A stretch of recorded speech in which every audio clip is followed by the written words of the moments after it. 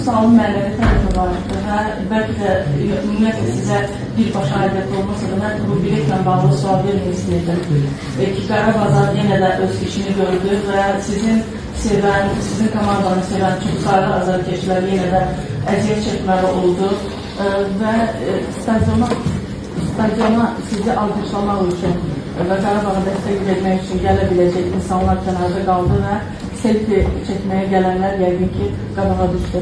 Bir insan kimi, bir ümumiyyətlə məşqçi kimi belə bir durum sizə necə təsir edir? Siz necə müstəhiq edirsiniz? Belə bir vəziyyət yarananda. Onların bu ateş məlumatım yoxdur.